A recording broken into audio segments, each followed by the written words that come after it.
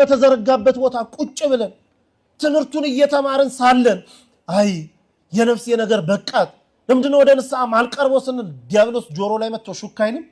ምን ያሰኛል? ያላገባውን ሰው ምን ይለዋል? እስክታገባ ድረስ አትቅረብ አይልም? ሰይጣን እኮ ክፉ ነው።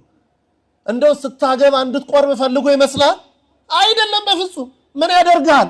አይ እስክታገባ ይላል። ያገባውንስ ምን ይለዋል? እስክትወልድ ይለዋል። የወለደውንስ እስክትደግም ይለዋል። የደገመውንስ ልጆች እስኪያድጉልህ ልጆች ያደጉት እስክትድራቸው እንዲሁ ምክንያት እየሰጠው እንዲሁ የማይገባ ነገር ምክንያት እየደራረበበት ከንስሐም ከቅዱስ ቁርባንም ያርቀውና ተላላ አድርጎት ያቆየዋል። በወጣትነት እኮ መቁረብ ይችል ነበር እያልክ እንድትጨነቅ እያልክ እንድትጸጸት እንዲሁ የውሃ ዘመን ላይ ያደርሰሃል። ከ40 እስከ 60 ያለው እድሜ የውሃ ዘመን ነው። ውሃ ረጋ የሚልበት ጊዜ ነው። አዎ ረጋ የሚባልበት ዘመን ነው። በዚህ እድሜ ያለን ሰዎች በ40 እስከ 60 ያለው ነፋስ ልጅ መጥቶ ካረበሸው ሐሳቡን ካልወሰደበት በስተቀር በዚህ እድሜ ያሉ ሰዎች የሚረጋጉበት ነው። ተረጋግተውም ግን ወደ ቅዱስ ቁርባን አያቀርባቸውም ዲያብሎስ። የመረጋጋት የውሃ ዘመን ቢሆንለትም አጉል ቁጭት ውስጥ ነው የሚከተው።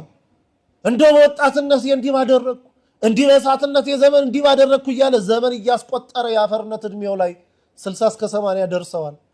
በዚህ እድሜ ግን ፍጹም ጸጸትን ይዞ ወደ እግዚአብሔር መቅረብ ያስፈልገን ነበረ። በቅበላ ወቅታችን ውስጥ እስከዛሬ ከጾምንበት ጾም የተለየ ጾም ስለማድረግ ማሰብ የሚገባበት ጊዜ ነው። አሁን እንደ ማርያም ከንስሐ አባቶቻችን ጋር ተገናኝተን ኃጢአታችንን ተናዘናት። በቃኝ አበስኩ ገበርኩ በቃኝ ካሁን በኋላ ወድጄም ይሁን ሳልወድ ፈልጌም ይሁን ሳልፈልግ ፈቅጄም ይሁን ሳልፈቅድ የሰራኋት ኃጢአት በቃችን። እስቲ እግዚአብሔር በዚህ ጾም ውስጥ ይታረቀን ብለን ራሳችን ላይ አዋጅ አውጀን የምንገባበት ጾም ይሁንልን። እስቲ ከንስሐ አባታችን ጋር ተገናኝተን ሙሉ ነገራችንን አጥበናት በቃ ከዛ ወደ ጾሙ እንግባ። እስቲ ጸድተን ኃጢአት በደላችንን አራግፈናት እንግባና ጾሙ ላይ ስንገባ ደግሞ አንድ ነገር ይዘን እንግባ። አይዟችሁ ነገር አናብዛ፣ አንድ ነገር ብቻ እስቲ በዚህ ጾም ይህቺ ቋጠሮይ መልስ ታገኝበታለች ብለን እርሷን ብቻ ይዘን እንግባ። እስቲ ወደ ጾሙ እርሷን ብቻ ከእግዚአብሔር ፊት ቀርበን ያቺን ጾም ያቺ ጥያቄያችን ስንጾምም ጥያቄያችን እርሷ ብቻ ትሁን።